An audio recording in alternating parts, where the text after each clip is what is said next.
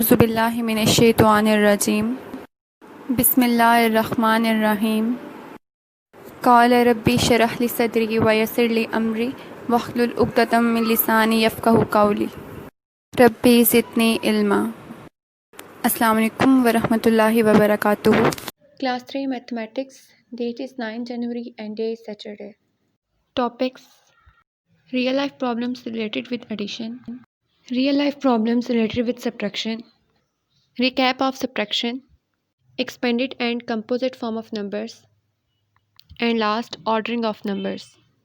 Real life problems of addition, ये वो clue words हैं जो कि आपको हेल्प करेंगे रियल लाइफ प्रॉब्लम से रिलेटेड। अगर कोई भी क्वेश्चन आ जाए तो आपको समझने में कि वहाँ पे आपको कौन सा ऑपरेशन परफॉर्म करना है।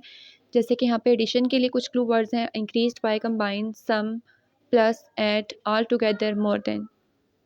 इसी से रिलेटेड हम एक एग्जांपल डिस्कस करते हैं। सारा हैव 20 चॉकलेट्स। सारा के पास 20 चॉकलेट्स हैं। शी बॉट 20 मोर। उसके पास 20 चॉकलेट थी और उसने 20 और खरीद ली।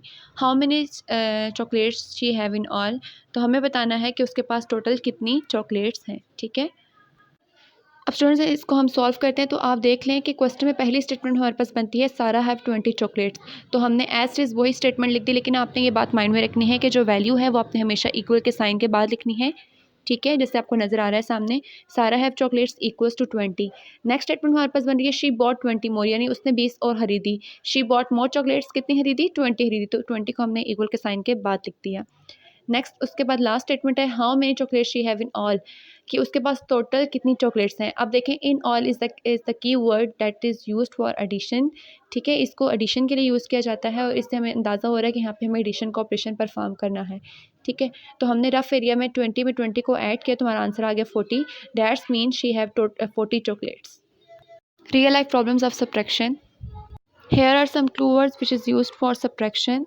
ये कुछ क्लू वर्ड्स हैं जो कि सब्ट्रैक्शन के लिए यूज़ होते हैं: decrease, remains, less than, take away, left, difference. ठीक है, जहाँ पे ये वर्ड्स यूज़ हो जाएँ स्टोरी सम्स में, दैट्स मीन कि वहाँ पे आपको सब्ट्रैक्शन का ऑपरेशन परफॉर्म करना है।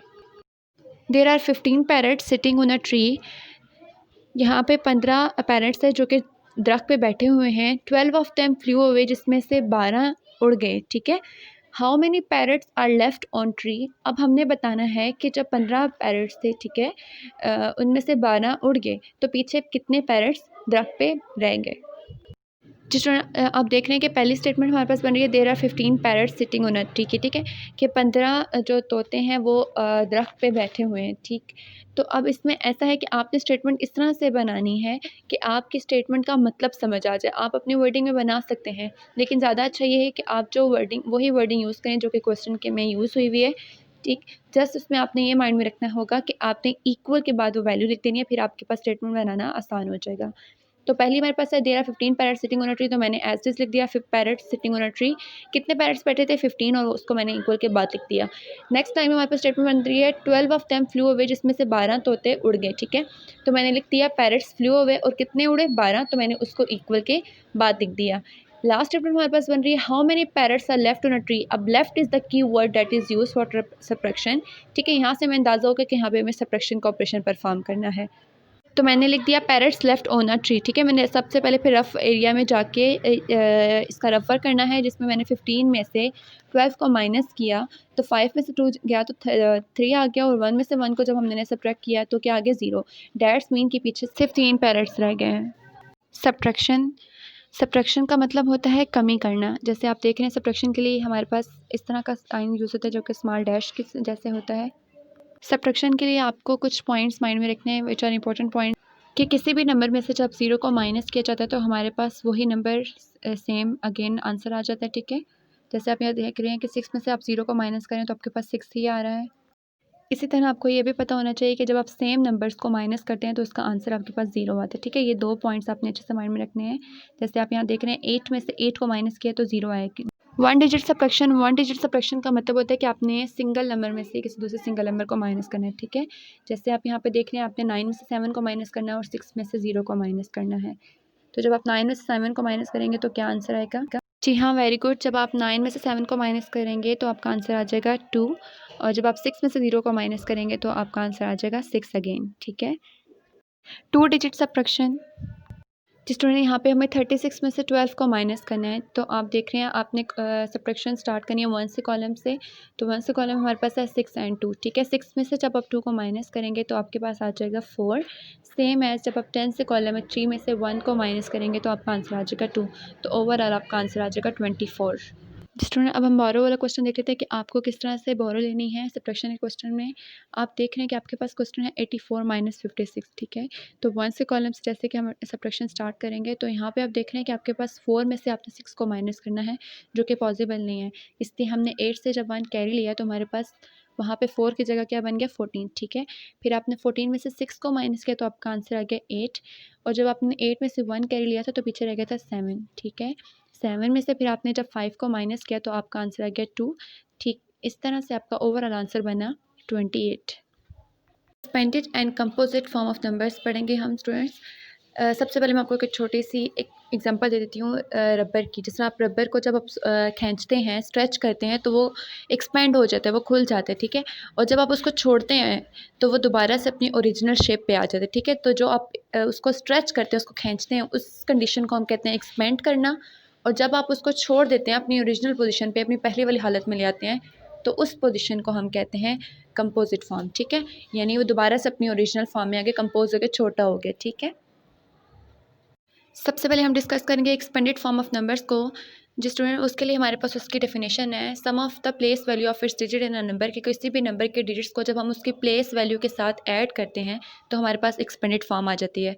जैसे आप यहाँ पे देख रहे हैं 8 की पोजीशन 1 है, 6 की पोजीशन 10 है, और जो 5 है उसकी पोजीशन क्या है 100 है। तो हम सबसे पहले इनकी पोजीशन के रिस्पेक्ट से इनकी प्लेस वैल्यू लिख लेंगे, ठीक है। जैसे जैसे आप देखें कि यहाँ पे 5 की है, 5 1 की पोजीशन पे, तो 1 मतलब एक सिंगल डिजिट, तो 5 को हम 1 से मल्टीप्लाई करेंगे तो 5 आ जाएगा। सिमिलरली 8 10 की पोजीशन पे, तो 8 को जब आप 10 से मल्टीप्लाई करेंगे तो 80 आ जाएगा। 3 100 की पोजीशन पे है, तो 3 को आप 100 से मल्टीप्लाई करेंगे तो 300 आ जाएगा, ठीक है। इसका मतलब ये है कि जब भी आपको कोई नंबर गिवन होगा तो सबसे पहले आपने उसकी प्लेस वैल्यू मेंशन कर देनी है, आपने उसको इस लिहाज से लिख देना है, ठीक है। हम एक्सपेंडेड फॉर्म अभी फाइंड करेंगे 195 की। तो 195 को हम कैसे लिखेंगे, सबसे पहले मैं आपको स्टेप बाय स्टेप बताती हूँ कि जैसे हमने लिखा 195, ठीक है। तो सबसे पहले हम 195 को एक्सपेंड करेंगे तो लिखेंगे 100, देन हम लिखेंगे 95, और देन हम लास्ट में लिखेंगे 5, ठीक है। तो इसके लिए मैं आपको एक आसान तरीका बता देती हूँ कि आपने अपने माइंड में रखना है कि जो आपके राइट साइड पे जो पहला डिजिट होगा, जैसे कि राइट साइड पे यहाँ पे 1 है, तो 1 के बाद कितने डिजिट्स हैं, 2 डिजिट्स हैं, 9 और 5। तो आपने माइंड में रखना है कि राइट डिजिट के बाद जितने भी डिजिट होंगे आपके उतने पहले स्टेप में उतने जीरो डाल देने हैं। देन आप सेकंड स्टेप पे जब पहुँचेंगे तो 9 आ जाएगा। तो 9 के बाद सिर्फ हमारे पास एक डिजिट है जो कि है 5, तो आपने 9 के बाद एक जीरो डाल देना है, ठीक है। इसी तरह जब आप 5 पे पहुँचेंगे तो 5 के बाद कोई डिजिट नहीं है, 5 अकेला आ जाएगा, ठीक है। So this is the expanded form of 195। ये 195 की एक्सपेंडेड फॉर्म आपके सामने है। कंपोजिट फॉर्म ऑफ नंबर्स, जिस students composite form of numbers हम कह सकते हैं कि एक्सपेंडेड फॉर्म का रिवर्स है, ठीक है। जैसे आप यहाँ पे देख रहे हैं मैंने नंबर लिखा है 300 प्लस 40 प्लस 6, ठीक है। ये मैंने एक्सपेंडेड फॉर्म लिख दिया और मुझे इसको कंपोजिट फॉर्म में चेंज करना है। तो इसके लिए देखिए मैंने साइड पर रेफर किया है, मैंने पहले प्लेस वैल्यू मेंशन की है, देन मैंने 300 लिखा है, देन मैंने 40 लिखा है, देन मैंने 6 लिखा है, ठीक है। तो जब मैंने इसको ऐड किया है तो मेरे पास क्या इसकी कंपोजिट फॉर्म आ गई है 346। It is just the reverse of expanded form. Composite form का सेकंड नेम स्टैंडर्ड फॉर्म भी है। जिस स्टूडेंट्स आप यहाँ पे देखें कि एक्सपेंडेड फॉर्म और स्टैंडर्ड फॉर्म यानी कंपोजिट फॉर्म दोनों आपके सामने है। Ordering of numbers, there are 2 ways to order numbers को ऑर्डर करने के लिए 2 तरीके हैं, असेंडिंग और इंक्रीजिंग ऑर्डर, डिसेंडिंग और डिक्रीजिंग ऑर्डर। तो सबसे पहले हम असेंडिंग ऑर्डर देखते हैं। असेंडिंग और increasing order, the numbers that are arrange from lowest to highest, ऐसा नंबर जिसको हम छोटे से बड़े की तरफ अरेंज करें, इस तरह से अरेंज करें कि सबसे पहले छोटा नंबर, देन उससे बड़ा और फिर उससे बड़ा, ठीक है। और इस तरह से सीरीज़ कंटिन्यू रहे तो उसको हम कहते हैं असेंडिंग ऑर्डर। आपको इस एग्जांपल से क्लियर हो जाएगा असेंडिंग ऑर्डर। जैसे कि आप देख रहे हैं कि जो बच्चा खड़ा है वो सीढ़ियाँ स्टेप बाय स्टेप ऊपर चढ़ रहा है, ठीक है। पहले उसने एक पहली सीढ़ी पे कदम रखा, फिर दूसरी पे, तीसरी, और इस तरह से ऊपर की तरफ जा रहा है। तो इंक्रीजिंग ऑर्डर को इसलिए हम असेंडिंग ऑर्डर, असेंडिंग ऑर्डर को इसलिए हम इंक्रीजिंग ऑर्डर कहते हैं, ठीक है। Place the numbers below in the correct order from the smallest to the greatest. वो आपसे कह रहे हैं कि आपने जो ब्लॉक में नंबर पढ़े हैं आपने इनको स्मॉलेस्ट से ग्रेटेस्ट की तरफ अरेंज करना है, यानी छोटे से बड़े की तरफ। इसका मतलब है कि इसको हमने सेंडिंग ऑर्डर में लेकर आना है। तो सबसे पहले आप छोटा नंबर देखें कि यहाँ पे हमारे पास कौन सा है। जी हाँ, छोटा नंबर हमारे पास है 12, ठीक है। तो हम सबसे पहले ब्लॉक में लिख देंगे 12। उसके बाद हमारे पास है 23, तो सेकेंड ब्लॉक में आ जाएगा 23। देन 23 से बड़ा हमारे पास है 27, तो थर्ड ब्लॉक में आ जाएगा 27।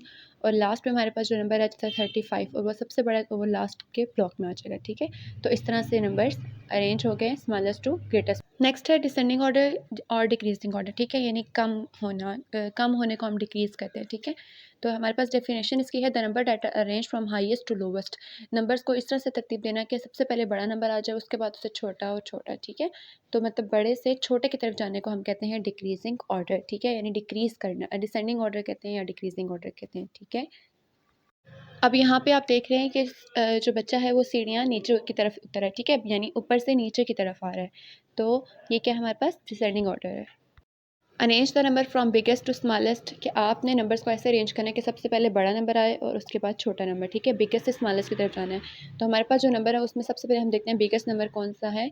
तो उसमें सबसे बिगेस्ट नंबर हमारे पास है 98। तो फर्स्ट ब्लॉक में हम लिख लेंगे 98। देन उसके बाद 98 से छोटा हमारे पास है 56, तो सेकेंड ब्लॉक में आ जाएगा 56। उसके बाद 4 और 23 रिमेनिंग है, उनमें हमारे पास जो बड़ा है वो है हमारे पास 23। तो उसके बाद थर्ड ब्लॉक में 23 आ जाएगा और लास्ट ब्लॉक में हमारे पास 4 आ जाएगा, ठीक है, क्योंकि 4 सबसे छोटा था। तो हमने इस तरह से नंबर को तरतीब दे दिया बड़े से छोटे की तरफ। जी स्टूडेंट्स, आई होप कि आपको सारे टॉपिक्स क्लियर हो गए होंगे। आपने इन सब की बहुत अच्छे से तैयारी करनी है और यही सारे टॉपिक्स से रिलेटेड टेस्ट आपका मंडे को आएगा। Thank you so much. अल्लाह हाफिज़।